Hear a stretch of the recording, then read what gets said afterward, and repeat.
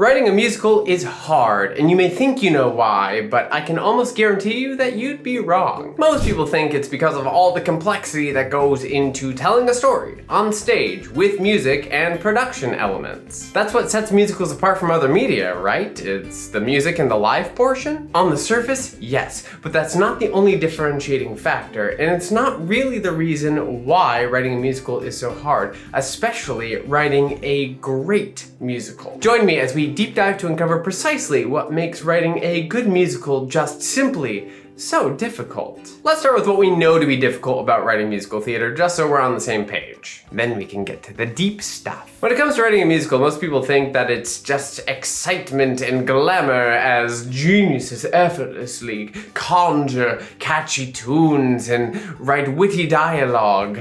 But let's be real, that's not actually how it works. Writing a musical is complex and it's challenging and it takes a lot of hard work and dedication and time and energy. And when you're trying to tell a story through music and lyrics and dialogue, things can get a little bit messy pretty fast. You have to balance narrative with the songs and make sure that everything is flowing together in a way that makes sense for the journey, for the characters, for the story, and for the audience experience. It's a lot to keep track of. And of course, we don't want our characters just breaking into song because it's a musical. There always have to be reasons baked in. There's a lot about the quirks of this craft that make it a difficult thing to do just on that surface level. But that's also true of any other medium that you choose to write in. They all have their quirks, and you have to learn how it works and get those foundations under you. But there's something extra when it comes to musicals that we need to talk about. Knowing that all of that stuff is part and parcel to the art form, we have to talk about what I would consider the next layers down. I'm gonna start with an uncomfortable truth, but a truth nonetheless. For every moment of music or lyric or dialogue in a musical,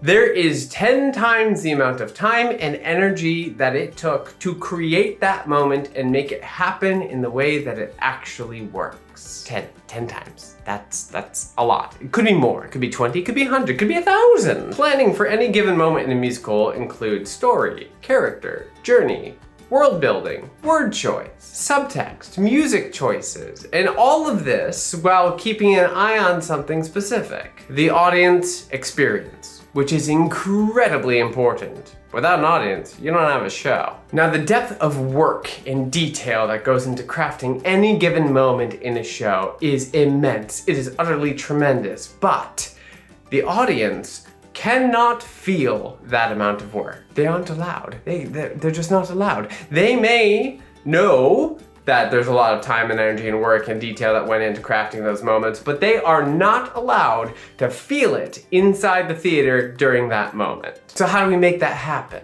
The craft itself needs to disappear. This is perhaps the trickiest thing of all. The development, whether that's character or story or plot movement, whatever the development is, needs to both make sense and yet be surprising and inevitable. We don't want to call attention to the writing itself. It needs to disappear into the story. What does that actually mean? It means that we never want to be giving a signal to the audience's conscious brain that they need to focus on the craft of the writing itself at any given moment. We want them to focus on what is actually happening inside that craft, which is the character journeys, the stories. It's that empathy, it's that connection that they have with what's happening on stage. That's where their conscious brain should be focused. If they zoom out at all and start thinking about the craft, well, we've lost them, at least temporarily. Now, a lot of the times writers will hear me say something like this and they'll go, oh, so I'm gonna put more in. The more stuff I have, the more I can distract them and make them stay with me.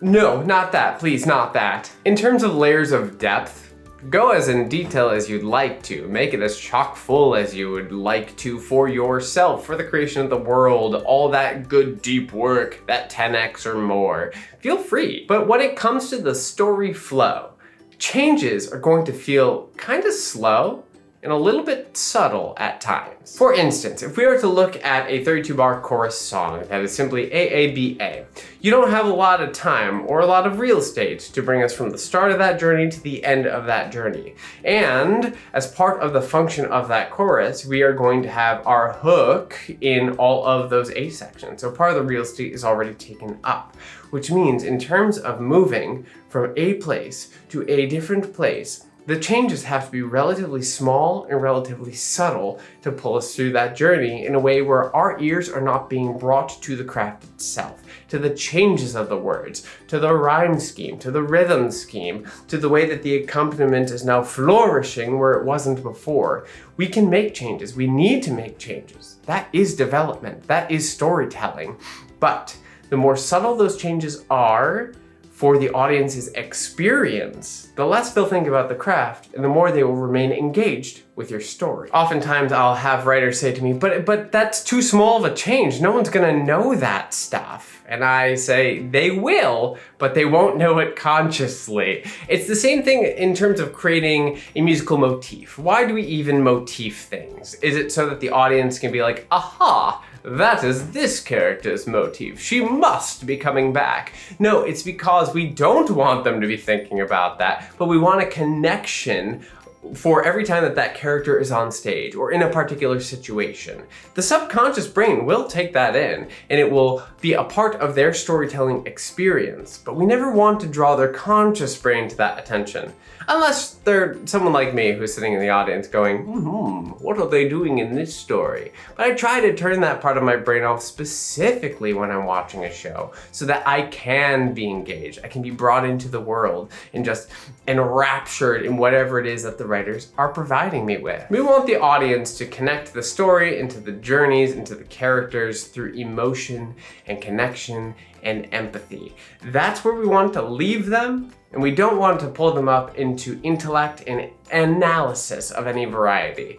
We want to leave them where they are, because that's why they signed up to come to the theater, to get lost in a world, in a story, and enjoy their X number of hours that you have during this show so they can have an experience, have some catharsis, and leave feeling changed in some way, shape, or form. And I know we've put in so much time and energy, days, weeks, months, years, decades into creating this thing, but all of that work, all of that time, all that energy, all that effort for the audience needs to disappear. And when you get this right, it feels like magic. This is theatrical magic. This is the magic of a musical that is working so well that an audience can't get enough and they must come back for more and more and more. And because this is magic, and it takes so much time and energy and effort, and then you have to make all of that disappear, that's what makes writing a musical so hard. You only get one shot with these people, in a room, live, to experience your story. A book can be put down. We can pause a book. We can pause a TV show. We can pause a film even, maybe not in a movie theater, but we could get up and leave, right, if we wanted to.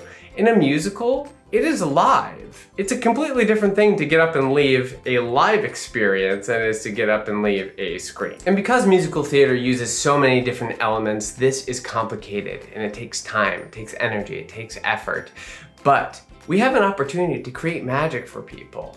And this is what they want. This is what audiences crave. And so many writers do not want to spend the time and the energy and the effort to create deep stories in the first place, let alone to then do it in a way where their craft disappears. They want that recognition. And then when they find out that that's not ultimately what we're aiming for, they often will just say, well, okay, I'm out. But the writers who stick with it, these are the writers who create something that we all experience and go, wow, I feel different after that show, and I want to see it again. So where do you fall on this spectrum? Let me know in the comments below, leave a comment, or reach out to me directly. Let's have a conversation about it. Because y'all, if you want some help, hey, that's what I'm here for. Obviously doing this for a whole show is incredibly difficult. We just talked through that. But it may even be more difficult to think about this in the micro that is just songwriting. And if you want to learn how to create songs that are truly unforgettable while also going through that process of hiding your craft, then you should watch this video next. Otherwise,